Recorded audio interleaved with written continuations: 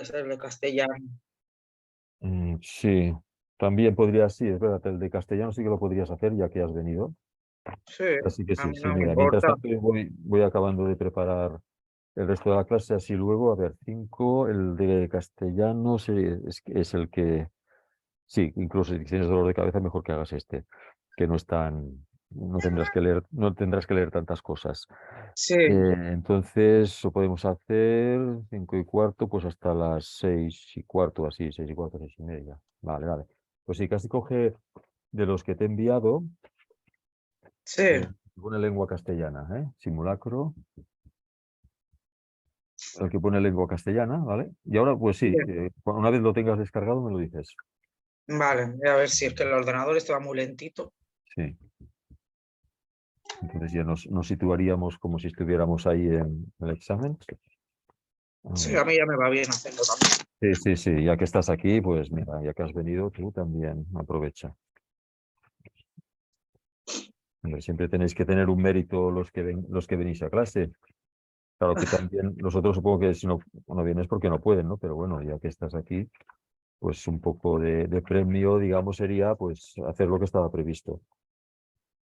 Sí, este es el de lengua castellana, serie 3. Hay Bueno, un... yo ni me acordaba, pero bueno, Bueno, sí, bueno. que ¿Y prefiero qué? hacer un simulacro que no, Sí, ¿sabes? sí, Más, yo que ya lo sí. había hecho el año pasado, ¿sabes? El examen, más o menos sé de qué va. Sí, sí, sí. Además, esto es que lo tenemos que ir haciendo, porque así vamos Mm, viendo, y vosotras mismas vais viendo claro, el nivel, cómo va, no sé si os resulta ya todo un poquito más fácil, sabéis cómo hacerlo, si no vais tan perdidas, si vais evolucionando. Lo veis vosotras y lo vemos nosotros. Bueno, a ver, pues sí, no sé, cuando lo tengas ya me lo dirás. mm.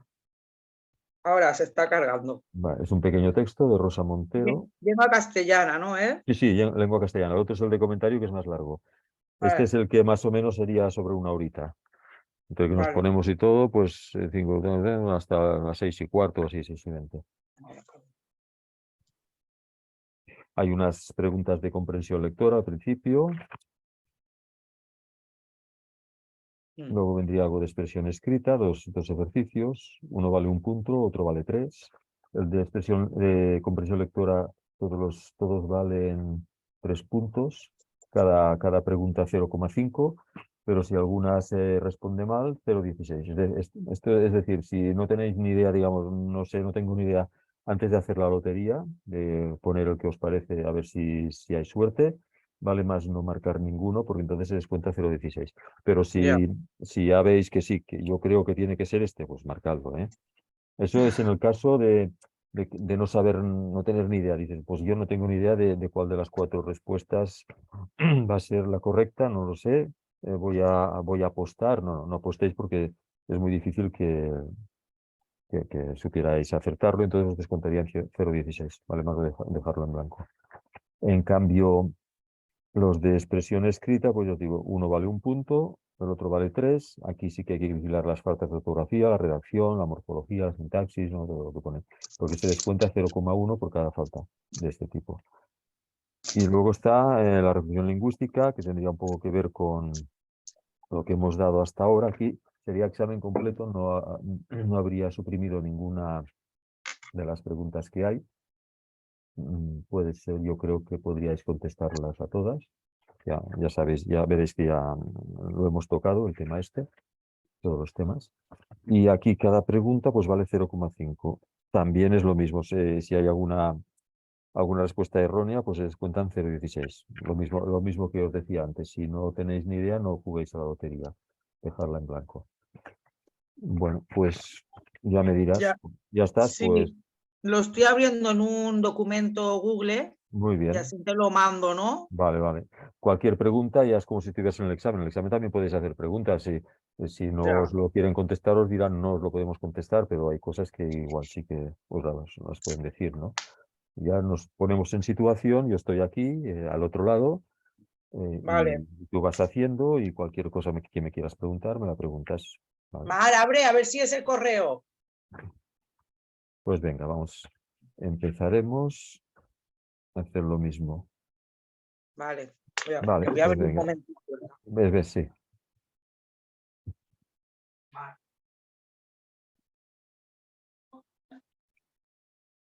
No sabemos muy bien cómo van a ser los textos que nos lleguen, por eso os digo, vosotras siempre presentaros al examen, prepararos lo mejor que podáis, porque, por ejemplo, en esta ocasión, por lo menos lo que es el texto en sí es más asequible, habla de cosas que son más próximas a nosotros, es un lenguaje más sencillo, ¿no? Pues luego estarán las preguntas y podemos contestar o no, pero de entrada, pues es un texto más asequible, así como hay otros más complejos, pero nunca sabemos cómo pueden salir los exámenes, por lo tanto, siempre hay que ir.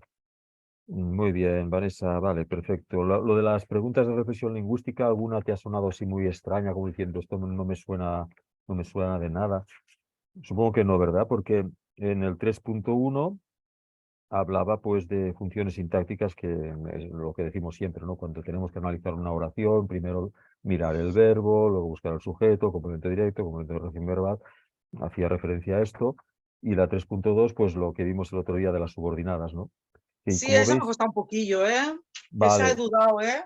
pero fijaros, por ejemplo, en el 3.2, hay 4 respuestas. Una dice subordinada verbial, otra subordinada sustantiva completiva, otra relativo Ya, he ido especificativa. descartando.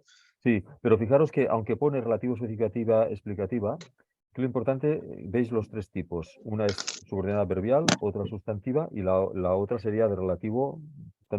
Da igual que sea especificativa o explicativa. Si son oraciones de relativo, tienen que estar introducidas por un relativo y tener un antecedente, ¿eh?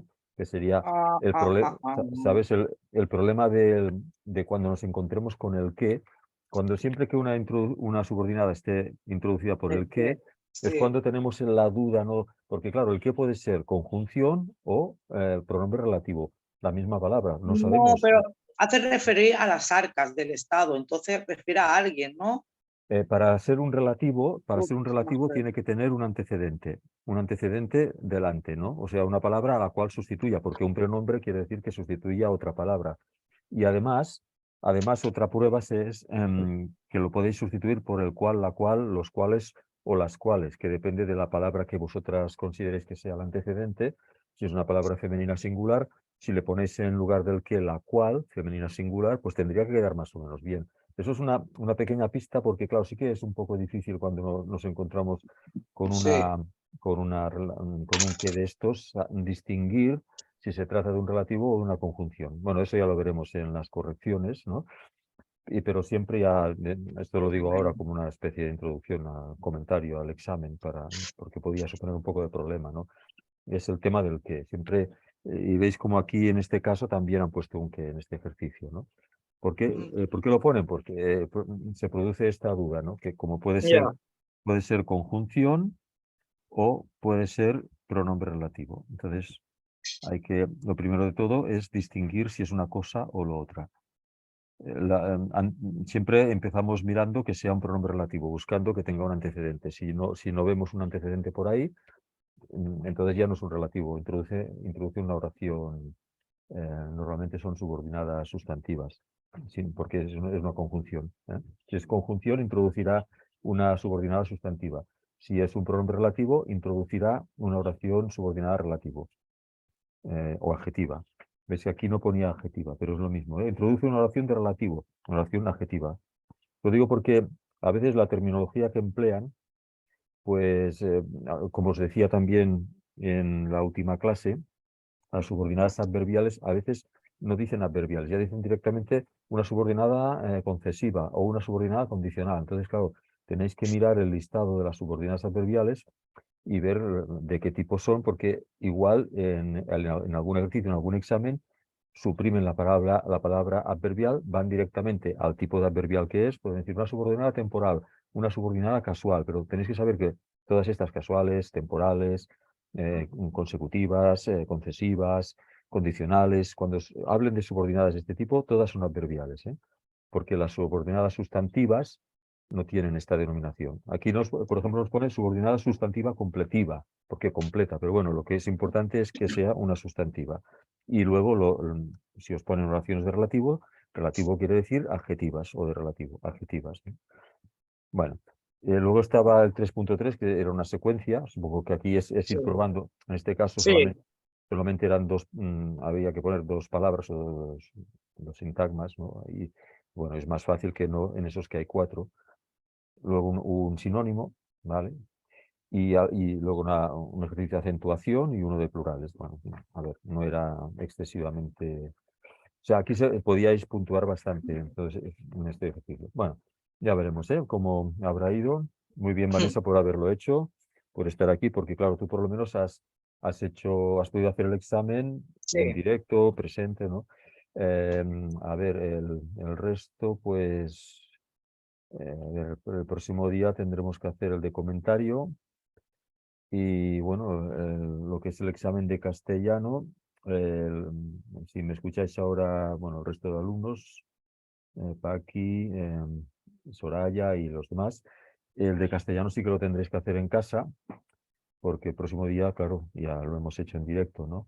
Y por lo tanto, procurad solamente destinarle una hora, no consultéis libros, porque si no, no tiene gracia, la verdad, no se trata aquí de ir a ver si saco muy buena nota, porque lo que interesa es que con los medios que tengáis y el conocimiento actual que tengáis, a ver cómo os sale, porque esto nos va a dar una guía de cómo vais y por dónde tenemos que presionar, bueno, que incidir, ¿no? En qué temas, ¿no?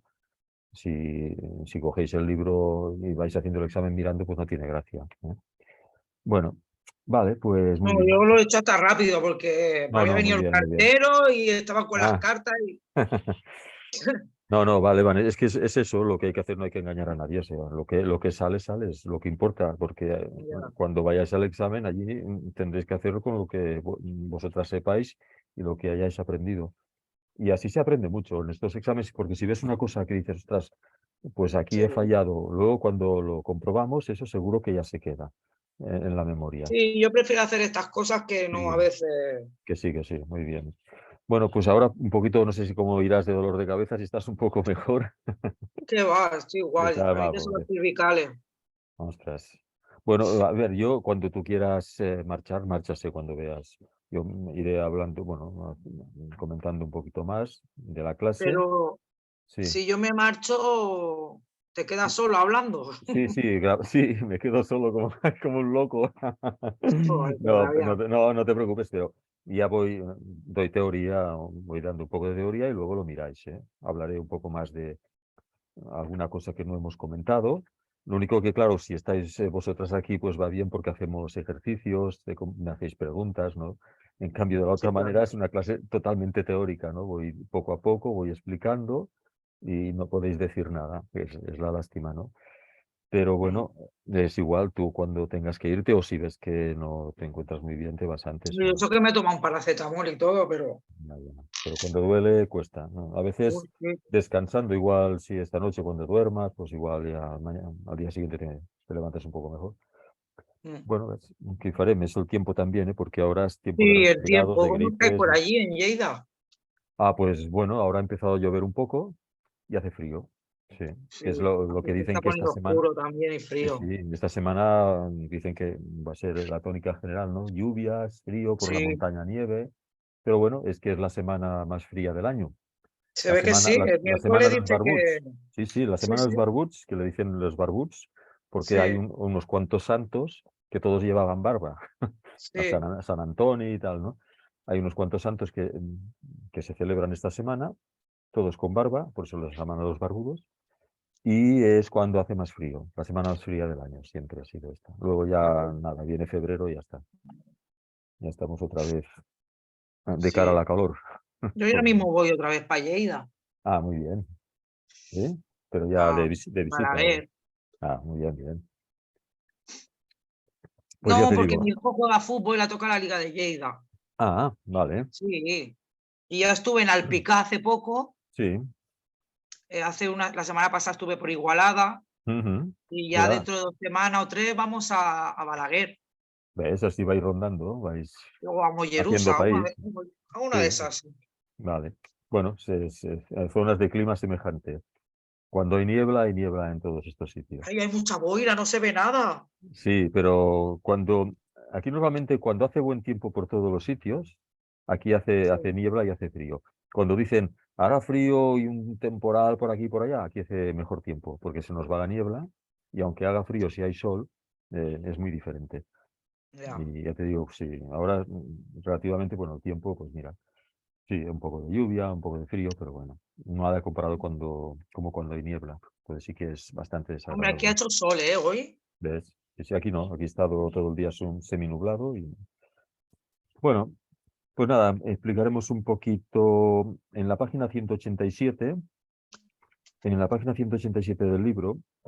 Aquí hay un punto que es la función poética, pero lo que nos vamos a fijar en este detalle es en estas figuras retóricas que vamos a ver ahora, porque alguna vez salen en algún examen, preguntan alguna figura retórica, ya lo veréis cuando hagamos ahora repasos en los próximos días, cómo saldrá alguna de estas, ¿no? La función poética está dentro de, digamos, de la función poética, porque son figuras retóricas que normalmente se utilizan en textos poéticos, literarios poéticos. 3.4. La función poética, el emisor, o sea, el que la realiza, pretende producir extrañeza sobre el contenido del mensaje para crear un mensaje más bello. Claro, es el mundo del arte, ¿no? La poesía, el arte. Entonces, para poder realizarlo, o sea, realizar el objetivo que tiene el poeta, el escritor, utiliza una serie de recursos que algunos están en la página 188, para así aumentar la función expresiva y el impacto artístico sobre la persona que está leyendo esa obra, ¿no?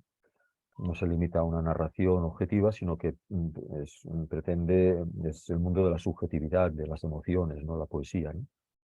Y algunas de las figuras que utiliza están aquí en la página 188, veis el apóstrofe, asínteton, comparación, contraste, hipérbole, interrogación retórica, la metáfora, metonimia, y en la página 189 la personificación, lo tenéis todo subrayado en negrita, el polisíndeton, la repetición. ¿Veis? Estas figuras de aquí también se amplían un poco, se vuelven a repetir en la página 262, que ya cuando habla del género poético, el verso, la rima,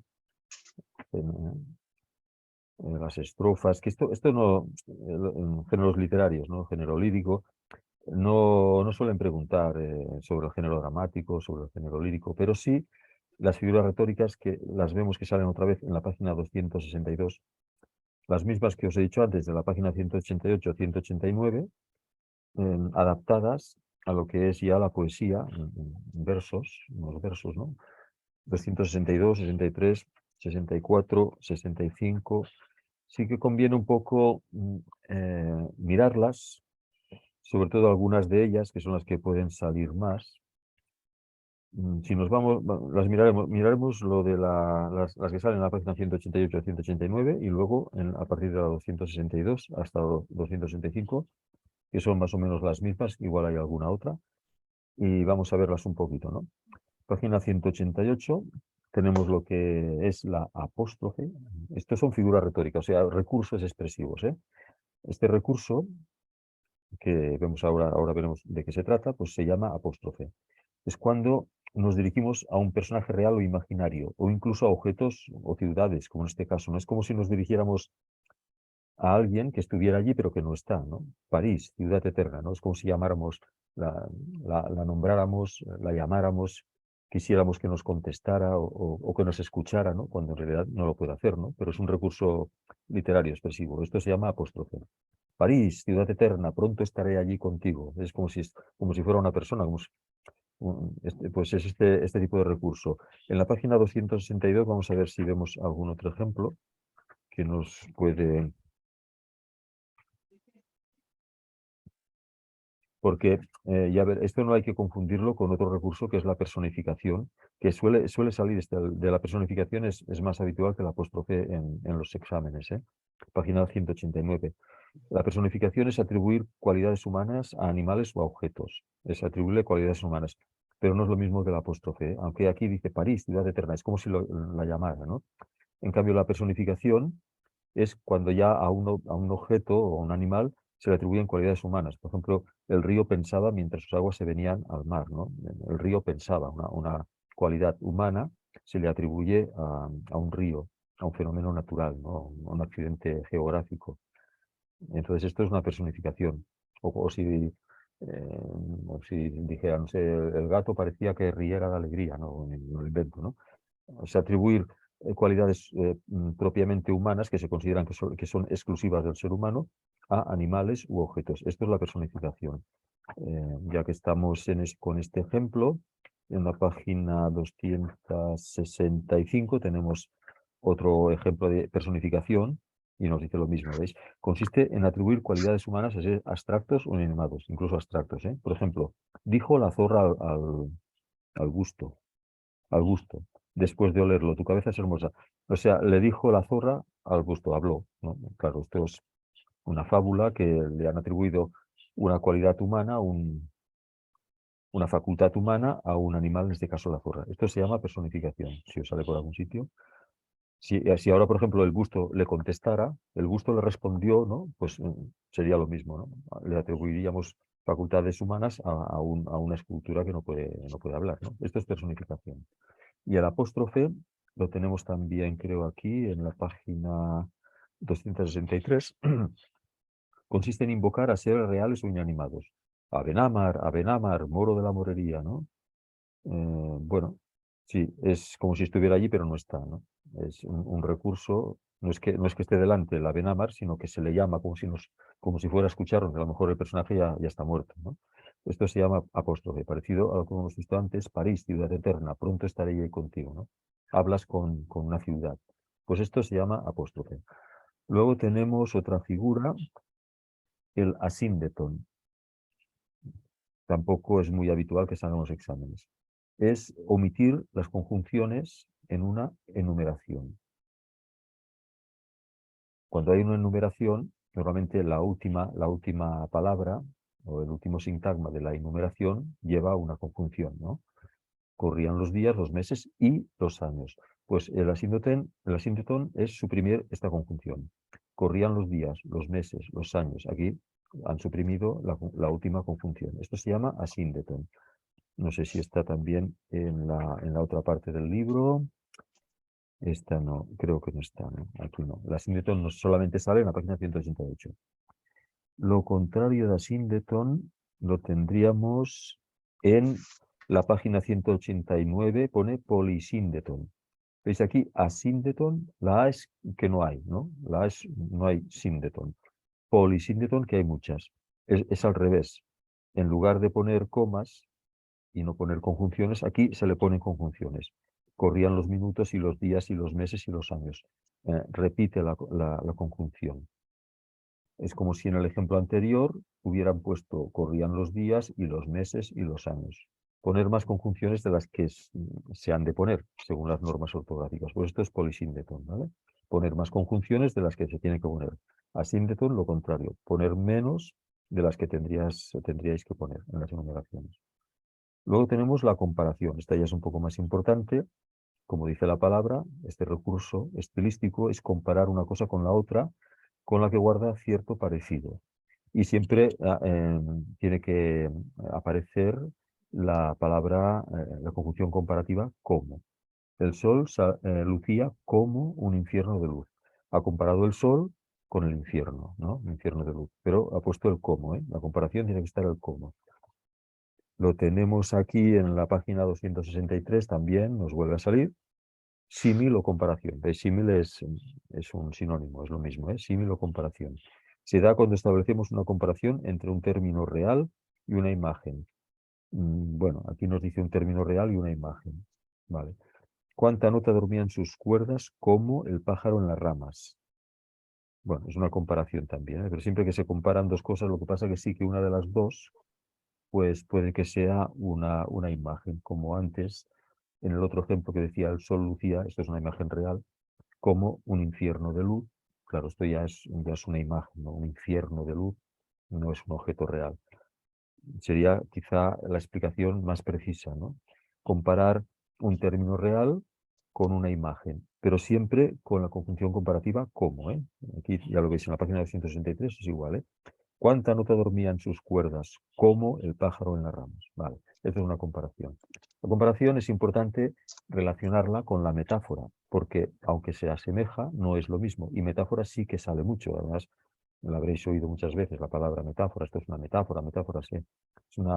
Es un recurso estilístico que se ha popularizado mucho y aparece, pues puede aparecer habitualmente no sé, en cualquier tertulia, varios tertulianos que hablan sobre un tema y de repente uno dice, pues sí, esto es una metáfora de no sé cuánto. O sea que es una palabra, un recurso estilístico bastante, bastante habitual, bastante utilizado.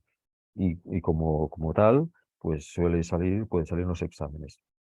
Como nos dice aquí en la página 168, es tal vez el recurso más usado, es el más usado. Por tanto, si es el más usado, también es el que puede salir más en un examen. Llamamos a una cosa con el nombre de otra con el que guarda un parecido. Aquí es como una comparación, pero ya no se utiliza la conjunción comparativa como, sino que ya directamente se relaciona una cosa con la otra. No, se la nombra se nombra una cosa con la palabra de otra con la cual guarda un parecido. O sea, ya directamente ya la nombramos así. Por ejemplo, a ver, es muy delgado el cuello de esta botella. Ya directamente esa parte de la botella más estrecha ya se le llama cuello porque guarda un parecido con el cuello de un animal o de una persona. Por lo tanto, como es una imagen parecida, ya se le denomina cuello a la salida de la botella, ¿no? De la misma manera que podríamos decir de lo mismo, ¿eh? La boca de la botella, ¿por qué? Porque tiene un parecido con una boca de animal o de persona y el cuerpo que sería el resto, o sea, cuerpo, cuello y boca. O sea, una botella prácticamente utilizaríamos una metáfora para describirla. En la página, eso también saldrá, supongo, en la página, a ver, sí, la 264. Tenemos otra vez ya más, aquí en estas páginas de la 262 a la 265, aplica los recursos estilísticos a la poesía, ¿no? Entonces nos pone ejemplos poéticos. Nos dice la metáfora, página 264. Se da cuando identificamos un término real con una imagen con la que guarda una semejanza. A es B y no aparece el término comparativo como. Aquí está la clave para que podáis diferenciar cuando se trata de una comparación o una metáfora. En la metáfora no aparece el cómo, sino ya directamente se nombra con la palabra, del objeto con el cual guarda un parecido. El objeto o la figura o la idea, lo que sea, ¿eh? El sueño es una larga despedida de ti, ¿no? Ya, aquí ya directamente ya se produce una metáfora de la larga despedida y el sueño, ¿no? Porque una larga despedida es como si ya fuera algo, como si ya estuvieras durmiendo, soñando, ¿no? Ya directamente se le nombra con con la palabra con la que guarda un parecido. Siempre os pongo el ejemplo de metáfora de las lámparas que tienen varias patas que cuelgan de los techos, estas lámparas antiguas, ¿no? Que tenían varios salientes en los cuales había bombillas o antiguamente velas, ¿no? Y colgaban de los techos y que reciben el nombre de araña por su parecido con el animal, que también tiene unas 6 patas, creo que tiene, ¿no? Un cuerpo en el centro y luego unas patas que van saliendo. Como guarda un parecido, la lámpara con el insecto, entonces muchas veces se dice, la araña pendía del techo y iluminaba el salón, ¿no? Ya se nombra a la lámpara con la palabra que se utiliza para nombrar al insecto con el cual guarda un parecido. Pero no se dice la lámpara del techo como una araña iluminada. No, ya no hay una comparación, ¿eh? Esto es la metáfora. Nombrar una cosa con el nombre de otra con la que guarda un parecido, ¿vale? Luego tenemos la metonimia. La metonimia. Aquí también se parece un poco a la metáfora. Consiste en nombrar un objeto con el nombre de otro con el que guarda relación. Aquí lo que pasa es que no es un parecido, sino una relación, ¿eh? Veis que ya no es un parecido físico, sino que guarda una relación. El número 10 ha marcado un gol. ¿Por qué? Porque el número 10 es el jugador que lleva el número 10 en la espalda y en lugar de decir Messi ha marcado un gol, el número 10 ha marcado un gol. O sea, aquí el número 10 sería una metonimia, porque en lugar de utilizar el nombre del futbolista, por ejemplo, en cuestión, utiliza el número de la camiseta. Esto sería la metonimia, lo tenemos en la página 188 y 164. Por ejemplo, Madrid, corazón de España. ¿No? Corazón, en lugar de decir centro, que está en el centro de la península, dicen corazón porque el corazón también se le supone que está en el centro, ¿no? del organismo. Madrid, corazón de España. El corazón sería una metonimia, ¿no? Es la figura, pero no es lo mismo que la metáfora, ¿eh? Aquí no guardaría, ¿veis? No guardaría una relación Madrid con un corazón. No tiene un parecido, por lo tanto no es una metáfora. No tiene ningún parecido. Ni el número 10 tiene ningún parecido con, por ejemplo, Messi, un jugador de fútbol, ¿no? Sino simplemente ha habido una relación de lo que sea, ¿no? Y se ha utilizado el nombre de uno para definir el otro. Pero es diferente a la metáfora. La metáfora guarda un parecido físico ideal, pero no una relación. Metonimia no saldrá, entonces quedaros con la metáfora, la comparación. Luego tenemos en la página 189 otro recurso también bastante utilizado, que es la personificación, que os lo he dicho antes, atribuir cualidades humanas a objetos o animales. El polysíndeton también lo hemos comentado, el acumular conjunciones cuando no deberían haber, debería haber comas. Y el último que tenemos en la página 189 es la repetición, que es, bueno, como dice la palabra, consiste en repetir una misma palabra al principio de dos o más oraciones o de dos o más grupos de palabras. La televisión ofrece su programación. La televisión nos entra en casa. La televisión se apodera de nuestro salón. ¿No? Va repitiendo televisión, televisión, televisión. También es un recurso, ¿no? Para machacarte, no insistirte en esa imagen. La repetición, no sé si la tenemos aquí. No, no está como figura poética, no sale. Vale. Y luego nos vamos ya estarían todas las de la página 188 y 89. Nos vamos a la 262. Vamos a ver alguna más que no haya salido. Vemos aquí que tenemos en la 262 la aliteración. Consiste en repetir un mismo sonido consonántico para lograr efectos onomatopéyicos. Bueno, esto ya es mucho más poético. No creo que salga esta vez. Repetir sonidos, ¿no? Para producir efectos, pero ya es muy circunscrito al género literario, la poesía. En el silencio solo se escuchaba un susurro. ¿Veis aquí? Hay muchas eses. Se repite un mismo sonido para lograr efectos onomatopéyicos. Aquí lo que se pretende, pues un poco imitar el sonido de las abejas, ¿no? El silencio solo se escuchaba un susurro de las abejas que sonaba, ¿no? Bueno, es el zumbido. ¿Veis? Como veis en la página 133, en este caso se repiten tantas eses porque se intenta recrear el sonido de las abejas. Esto es una literación, ¿no? Repetir sonidos con la pretensión de, pues de lograr un efecto onomatopéyico. Sabéis que las onomatopeyas son palabras que intentan representar gráficamente sonidos de la naturaleza, de los animales, del viento, de los truenos, ¿no? De los ruidos. Después tenemos anáfora. Es la repetición de una misma palabra al principio de dos o más frases o versos. Si la repetición se produce al final, se denomina epífora, bueno, anáfora. Porque son niñas tus ojos verdes como el mar, verdes sostienen las naves, verdes, verdes, verdes. ¿No veis que al principio del verso va repitiendo verde, verde, verde? Esto es una anáfora, ¿eh? Repetir una misma palabra al principio de dos o más frases o versos, ¿no? Apóstrofe lo hemos visto, el signo de comparación también. Luego tenemos al final, la página 263, el hiperbatón. Hiperbatón también es una figura propia de los recursos estilísticos, literarios, poéticos, que es cambiar el orden habitual.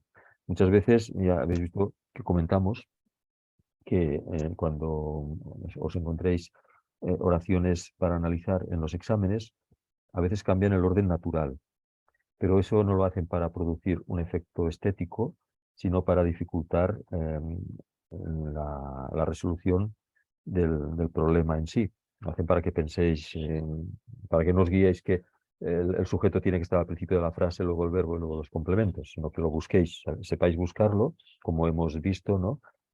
siguiendo el orden para identificar y localizar las diferentes funciones sintácticas de una oración. Pero aquí nos dice, el orden habitual de las oraciones en las lenguas románicas, castellano, catalán, tal, es primero sujeto, verbo y los complementos, ¿no? Pero muchas veces este orden se cambia, pero ya con una finalidad estética. Y esto es el hiperbatón, cambiarlo, ¿no? A ver, en la tierra en que ha nacido supo afincar el indiano. ¿Veis? Aquí ha puesto el sujeto al final. En lugar de decir el indiano supo afincar en la tierra en que ha nacido, ha cambiado el orden.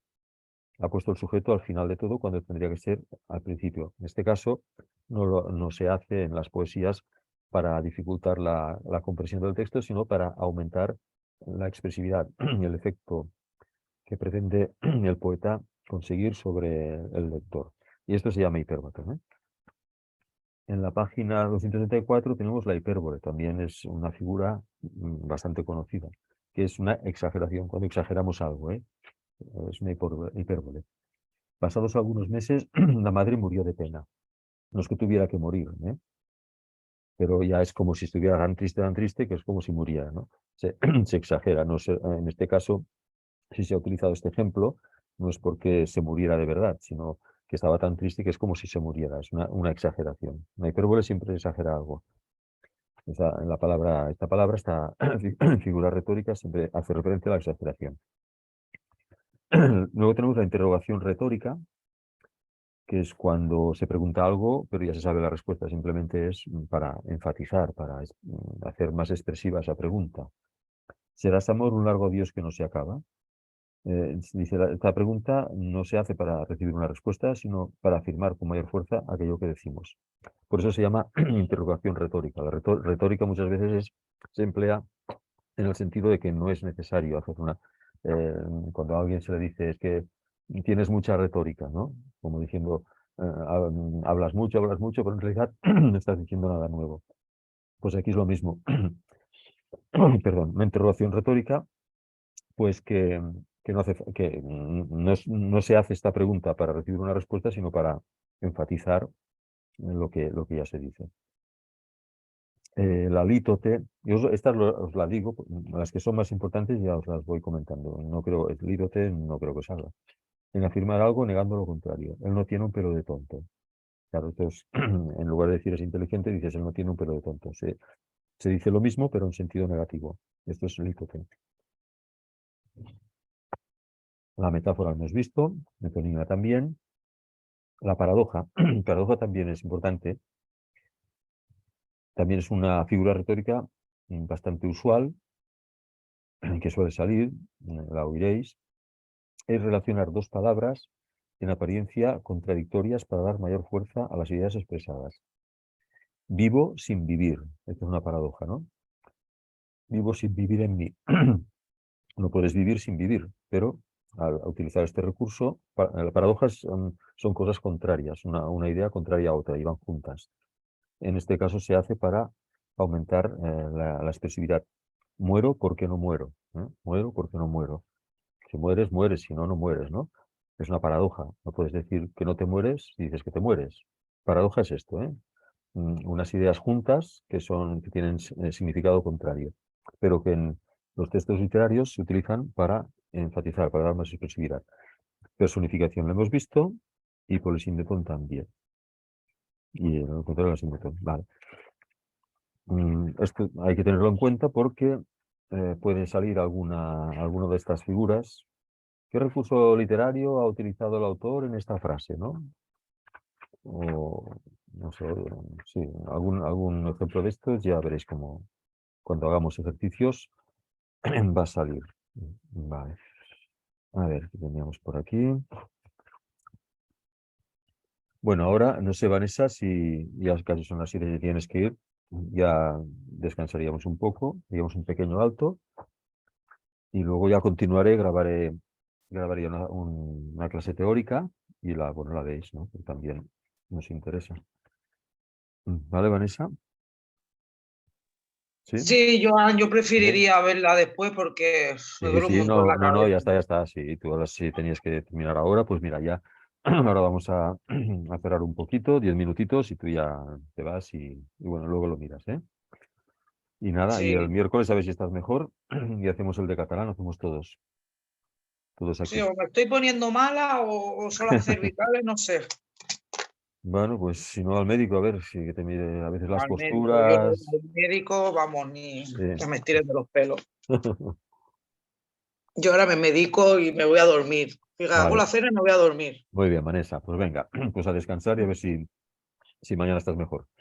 Vale, Vale, pues Jan. venga, nos vemos el miércoles. Venga, hasta el Vale, miércoles. vale, tienes un pequeño Adiós. descanso ahora.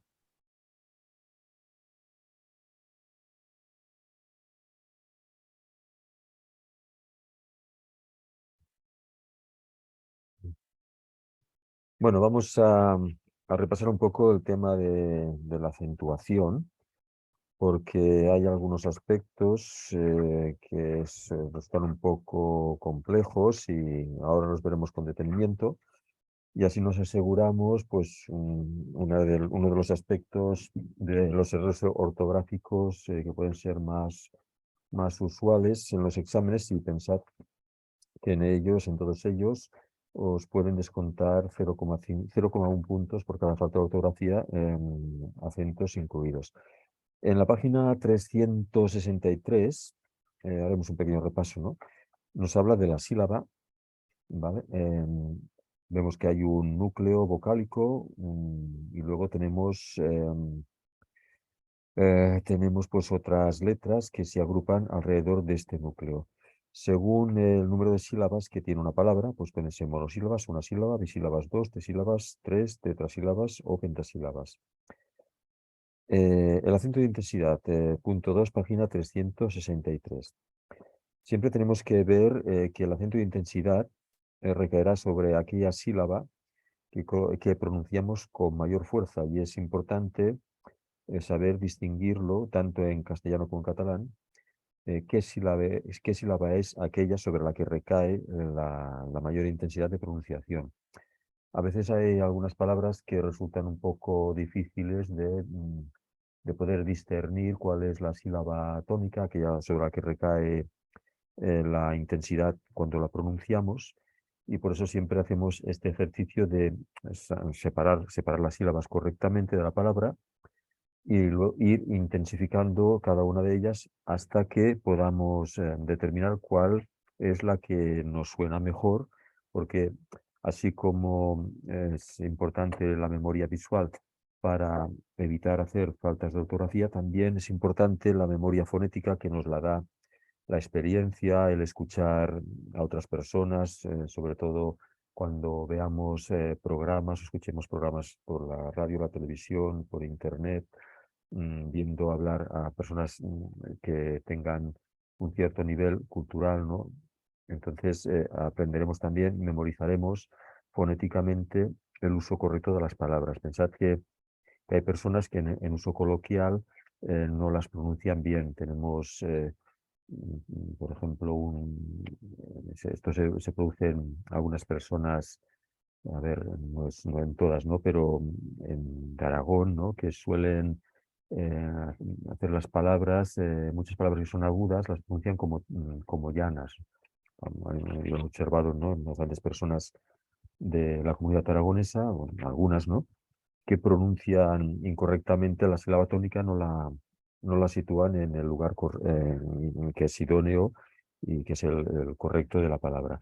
Por lo tanto, para fomentar la memoria fonética, pues es importante que vayáis también escuchando, viendo programas, tertulias, conferencias de personas que tengan ya un cierto nivel de corrección lingüística. De la misma manera que para fomentar la memoria visual, pues es interesante leer artículos periodísticos, revistas, cosas que estén bien escritas, ¿no? Porque si miramos muchos chats por internet o de estos mensajes coloquiales que nos enviamos unos a otros, eso no nos va a servir, porque ahí hay muchas incorrecciones. Es decir, que procurad todo lo que podáis leer y escuchar textos y personas que ya tengan pues, un nivel lingüístico correcto, ¿vale? Eso nos ayudará pues a determinar cuál es la sílaba tónica de las palabras, las cuales no sepamos muy bien dónde situarlo. En la página 364 nos dice que el acento de intensidad es la mayor fuerza con la que pronunciamos una sílaba en las palabras y que esta sílaba se llama tónica. O sea, la sílaba que contiene esta pronunciación más intensa de la palabra es la que se llama sílaba tónica. Y el resto de sílabas que componen la palabra se llaman átonas.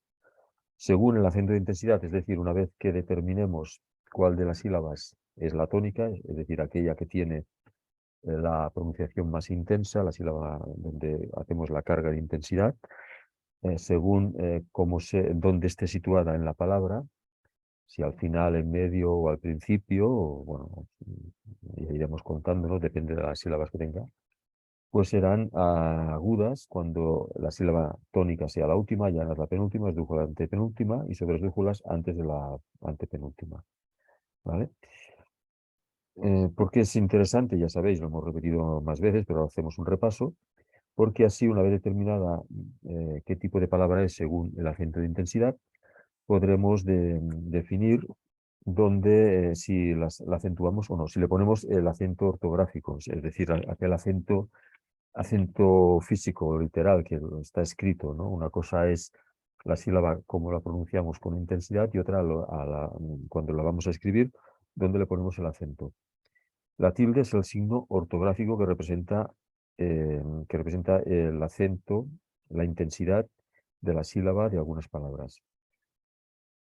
Las palabras agudas, es decir, que la sílaba tónica es la última, tienen que acentuarse cuando acaban en vocal más N o en vocal más S. Recordarlo. A, E, I, O, U, A, N, I, No, Nun, As, Es, Is, Os, Us.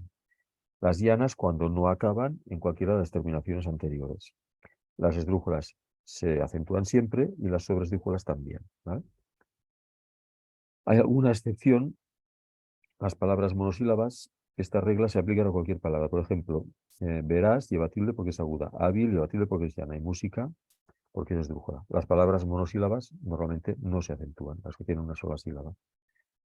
Bueno, ahora vamos a ver un aspecto interesante que hay que detenerse un poco en él, página 365, que es la tilde en diptongos, hiatos y triptongos. Vamos a ver esto poco a poco, ¿no?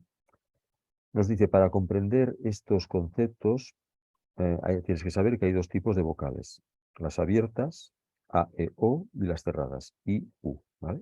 Tenemos esta clasificación, es la misma que en catalán, también vocales abiertas y vocales cerradas, las abiertas A, E, O y cerradas I, U.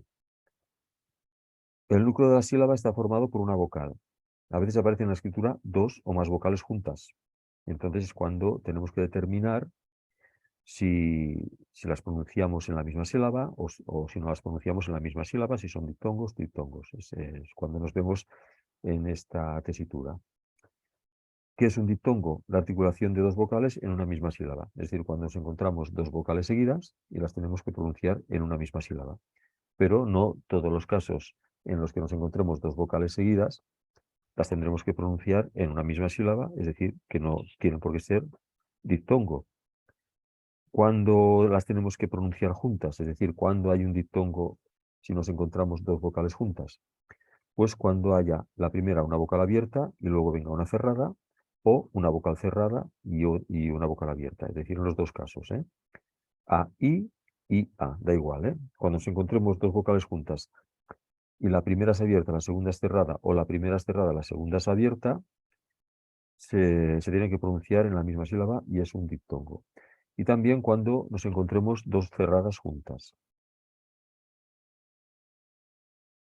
Por ejemplo, diur, ¿no? Cuidado, o sea, cuando van dos vocales cerradas juntas, donde sea I, U, I, es igual el orden, también se pronuncian en la misma sílaba y por lo tanto es un diptongo. Dice, en todos los casos, la tilde en los diptongos sigue las reglas generales. ¿Qué son las reglas generales? Pues que si la palabra es aguda se acentúa, si es llana no, y si es esdrújula sí. Si es llana no, si acaba en una terminación que no sea en las que acaban las agudas que se tengan que acentuar, es decir, que no acaben a, I, O, U, as, es, is, os, us, an, en, in, on, un. ¿Vale? Por ejemplo, la palabra jesuita, aquí vemos cómo tenemos, esta palabra es interesante porque en castellano es diptongo, jesuita. Tenemos aquí dos vocales cerradas juntas, se pronuncian al mismo tiempo, jesuita, y es llana, y por lo tanto no se acentúa, porque acaba en vocal. Vale, esto sería lo que es el diptongo, ¿eh? Vocal abierta más cerrada, A, E, O más I, U, o al revés, cerrada más abierta, A, E, o dos cerradas juntas. Estos son los casos de diptongo. Y ahora vamos a ver lo que es el hiato. El hiato es cuando nos encontramos dos vocales seguidas, pero que no las tenemos que pronunciar en la misma sílaba. O sea, ya sí que son dos vocales juntas, pero ya las tenemos que separar. Y aquí sí que hay que parar un poco de atención para aprender este aspecto teórico sobre lo que es el hiato. ¿Cuándo se produce el hiato? ¿Vale? Se produce el hiato cuando nos encontramos dos vocales abiertas juntas. Claro, hemos dicho que los diptongos son vocales abiertas más cerradas o cerradas más abiertas. En el caso en el que nos encontremos dos vocales abiertas juntas, a, e o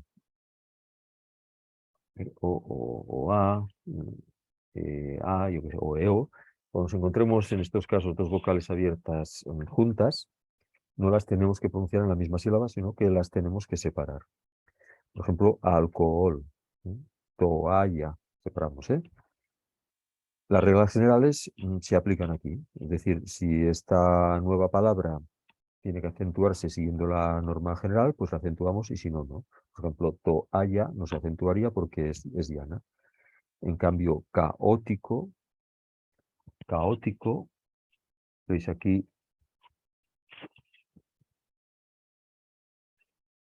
caótico,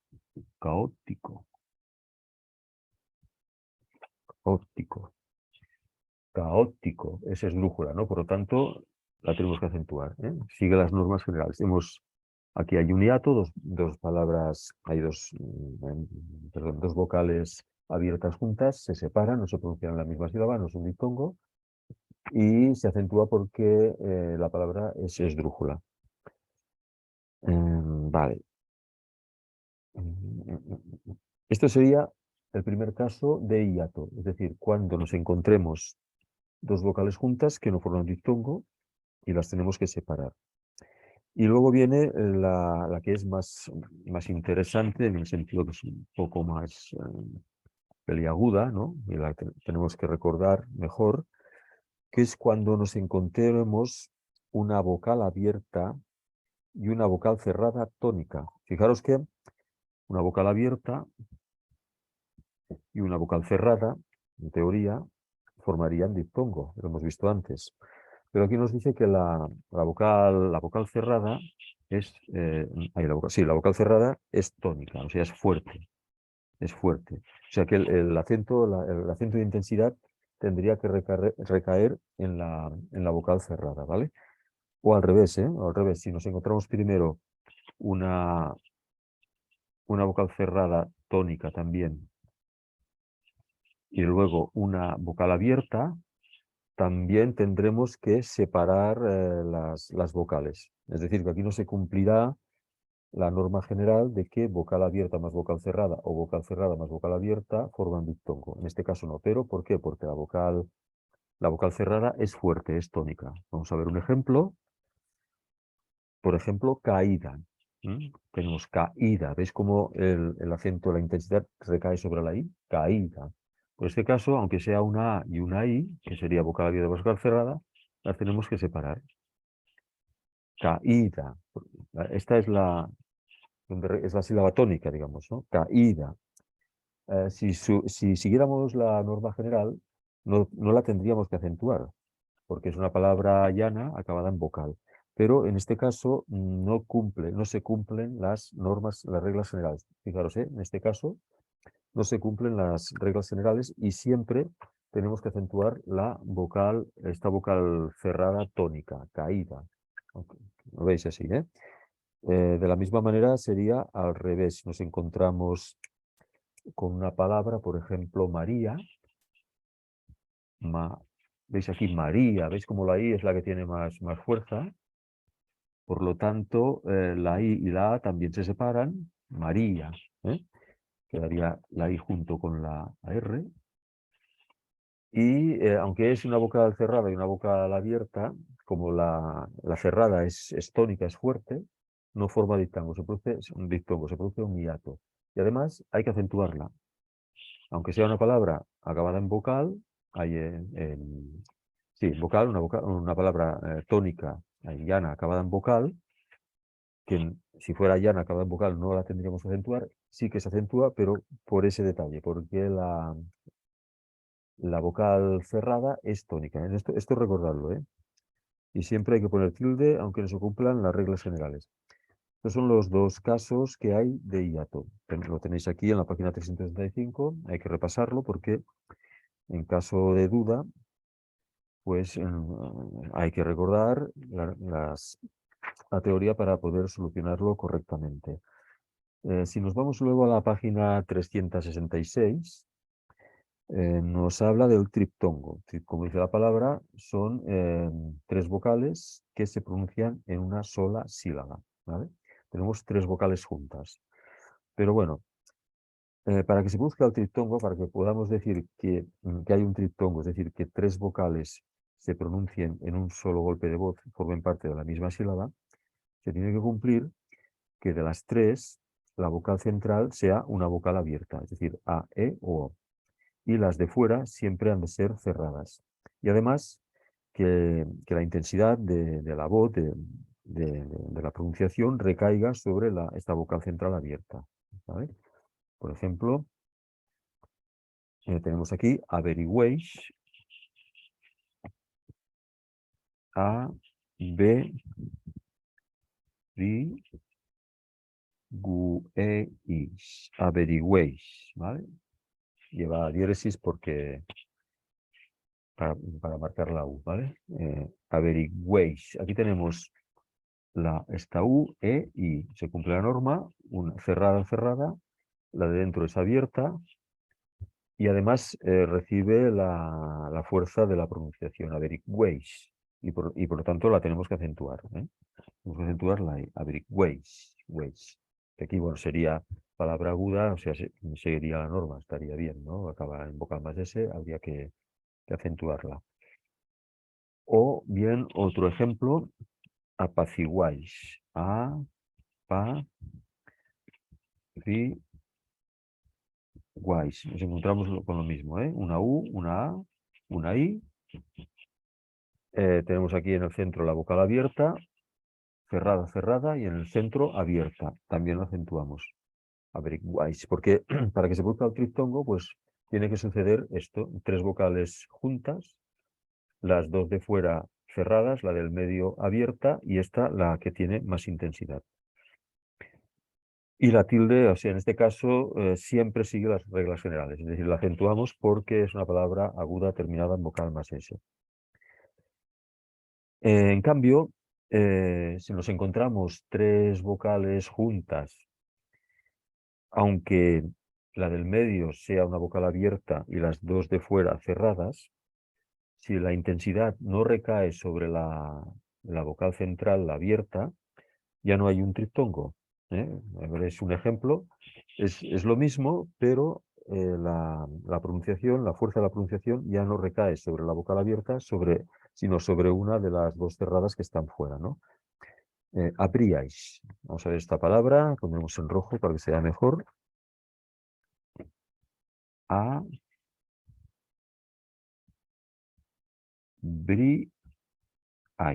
Bueno, esto sería así, ¿vale? Pero fijaros cómo tenemos una I, una A y una I. En teoría tendría que ser un triptongo, cerrada, abierta, cerrada. En este caso, la pronunciación fuerte recae sobre una de las 2 que que son vocales cerradas, no recae en la vocal central, ¿no? Lo que decimos, abríais.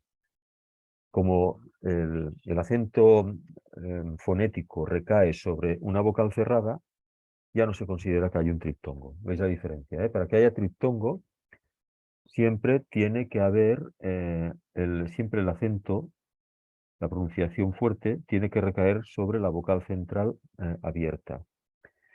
En este caso es lo mismo, cerrada, abierta, cerrada, pero en lugar de recaer el acento sobre la vocal abierta, recae sobre la cerrada primera, y por lo tanto se rompe, no hay triptongo, se separan las sílabas, abríais, y se acentúan, pero no sigue tampoco la norma general. ¿Veis como aquí no se tendría que acentuar porque acaba en vocal más S, pero también se acentúa? ¿Eh? Es decir, que siempre que el acento fonético fuerte recae sobre una vocal cerrada, ya habéis visto antes en el caso de los hiatos, hay que acentuarla, esta vocal cerrada, aunque no siga las normas generales de acentuación. Lo mismo pasa en estos casos, nos encontramos tres vocales seguidas y no hay un triptongo, sino que el acento recae sobre una cerrada, hay que acentuarla. Fijaros en esto, ¿eh? A ver, estas palabras normalmente si vais leyendo, si tenéis memoria visual, las acentuaréis bien. Pero en el caso de que tengáis dudas, hay que recordar esta teoría. Por eso os digo que lo que tenemos aquí explicado, el punto 4, la página 365, 366, es importante irlo repasando, irlo mirando y entendiendo, porque en caso de dudas, cuando tengáis que realizar un ejercicio o algunos casos prácticos que nos dicen, o sea, hay exámenes concretos, una de las preguntas de las cuales puede ser, ponga acento en las palabras que lo requieran. Y os dan 5 o 6 palabras, y os encontraréis algún caso de estos y tendréis que poner acento o no. Entonces es conveniente recordar en qué casos si hay que ponerlo, hay que poner la tilde y en qué casos no. ¿Vale? Vamos a continuar un poco. En la página 366 nos pone casos especiales del uso de la tilde. Casos especiales. 5.1, la tilde en las mayúsculas. ¿Vale? Las mayúsculas, si necesitan llevar tilde, deben llevarlas. O sea, recordad esto, la norma gramatical, ¿no? Que es la que está establecida, que una mayúscula hay que acentuarla. Muchas veces pensamos que al poner una letra en mayúscula no hay que ponerle acento. Pues ponerle acento, ¿eh? Poner acento porque tenemos que seguir la normativa, hay que poner acento. En el titular de un periódico podríamos leer periódico, veis aquí está todo un texto, una frase escrita en mayúscula, y vemos cómo acentúa todas las palabras que hay que acentuar. Periódico, acento en la O, el país, en la I, próximo en la O, ¿vale? Esto también, normalmente no nos vamos a encontrar un texto así en el cual toda una frase esté escrita en mayúscula, pero sí que tendremos ocasiones después de un punto, al empezar un párrafo, que la primera letra hay que ponerla en mayúscula, o bien con algún nombre propio de ciudad, de persona, y es ahí cuando dudaréis más en si poner o no poner acento. Pues si la primera letra empezáis un párrafo o después de un punto, y claro, la primera tiene que estar en mayúscula, si hay que poner acento, le ponéis acento, aunque sea mayúscula, ¿vale? Luego tenemos aquí 5.2, la tilde diacrítica. Es lo mismo los diacritis en catalán, ¿no? Acentos que se ponen para poder diferenciar dos palabras que tienen significados diferentes y que se escriben igual, a no ser, y la única manera de distinguirlas es el acento, la tilde. Tenemos aquí que no lleva tilde él cuando es artículo, pero cuando es pronombre, él sí que lo lleva. El tú, un posesivo, no lleva acento, pero cuando es pronombre sí. El mí, cuando es un posesivo, no lleva acento, pero cuando es pronombre personal sí. ¿Veis cómo es? Cuando es pronombre, lleva acento. El te, estos tres casos, ¿eh? El te, cuando es pronombre personal, no lleva acento, pero en cambio, cuando se refiere a la infusión, sí que lleva, ¿eh? La hora del te. El más, cuando equivale a pero, yo siempre hacerlo, ¿eh? El más, cuando es de cantidad, necesito más, lleva acento. Y el más que no es un adverbio de cantidad y es equivalente a pero, no lleva acento. La sí, cuando es afirmativa, sí que lo lleva, y cuando es condicional o conjunción, no la lleva. En la página 367 continúa, ¿no? La de, la preposición no lleva, pero el verbo dar de sí que lleva. El se, pronombre personal, no lleva, pero el ser del verbo saber sí. El qué, quién, cuándo, cuánto, son pronombres que no tienen valor interrogativo o exclamativo, no llevan acento, pero siempre que lo utilicemos en una interrogación, el qué, quién, cuándo, cuánto, cómo, Cuando tienen valor interrogativo o exclamativo, hay que poner acento, ¿eh? En este caso, fijaros también que siempre cuando hagáis una pregunta con estas palabras, hay que poner ese acento. El aún, cuando equivale a todavía, sí que hay que poner acento, y cuando equivale a incluso, no. Aún los sordos habrán de oírme. Incluso los sordos si lo podéis sustituirlo por incluso o también o hasta, no lleva acento. Pero cuando es todavía, sí, aún es joven, todavía es joven. A lo mejor siempre, en estos casos, siempre es mejor recordar uno de los dos. Por ejemplo, el aún con acento es cuando equivale a todavía, ya está. Entonces, cuando no equivale a todavía, ya sabéis que no hay que poner acento. Lo mismo que con el más, ¿no? Más, cuando es adverbio de cantidad, hay que poner acento, pero si no, no. O el sí, si es afirmativo, pues hay que poner acento. Si recordáis uno de los dos, es más fácil, no hay que memorizar tanta cosa. Ahora vemos en la página 367 el uso del acento de la tilde en las palabras compuestas, ¿vale? Palabras compuestas. También esto os puede presentar un cierto dilema en una palabra que tenéis compuesta y cómo la acentúo, ¿no? Las palabras compuestas son las que se componen de dos palabras simples, ¿vale? Por ejemplo, si unimos agua y fiesta, agua fiesta, ¿no? Agua fiesta. Si unimos blanco y verde, blanco y verde. ¿Cómo tenemos que acentuarlo? ¿Qué normas tenemos que seguir? Bueno, hay algunas palabras que se escriben con guión, algunas, no muchas. Franco-español, histórico-artístico. Entonces, en las palabras que se escriben con guión, pues no pasa nada. O sea, si las dos palabras llevaban acento, cuando eran independientes, se escribían solas, le continuamos poniendo acento. Si no llevaban acento, pues no se le pone. O sea, no cambia. En el tema de las palabras compuestas que tienen un guión que las une, simplemente tenemos que mirar una por una, cada una de ellas, seguir las normas según las normas de acentuación que hemos visto, si hay que poner acento o no hay que poner acento. Pero si se escriben con guión, hay que aplicar las reglas a todo el conjunto, ¿eh? Aunque, por ejemplo, separadas las dos llevaran acento, cuando las ponemos juntas es como si se constituyen en una nueva palabra, y entonces ya tenemos que mirarlas en este sentido unitario y por lo tanto aplicar las normas de acentuación a toda la palabra, ¿no? Aquí tenemos un ejemplo, décimo séptimo, ¿no? Si las escribimos separadas, décimo y séptimo. Vemos que las dos llevan acento porque son esdrújulas. Décimo, séptimo. Pero ¿qué pasa cuando las escribimos juntas?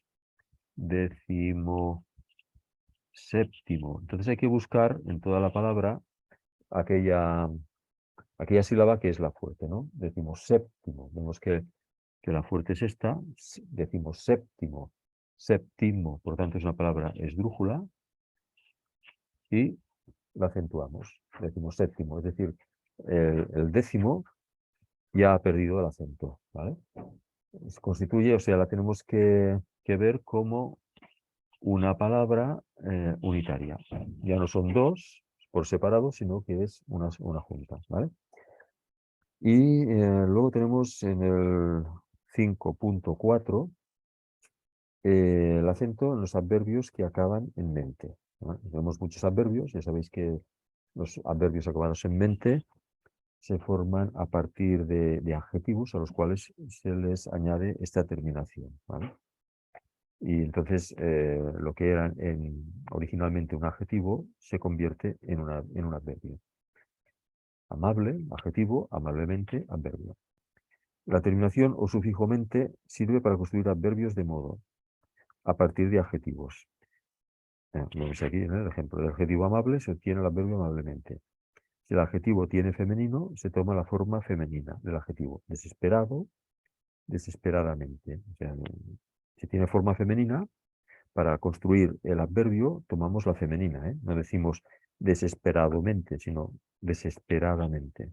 En cambio, amable, como es la misma palabra tanto para masculino como femenino, no tiene género, pues se queda igual, ¿no?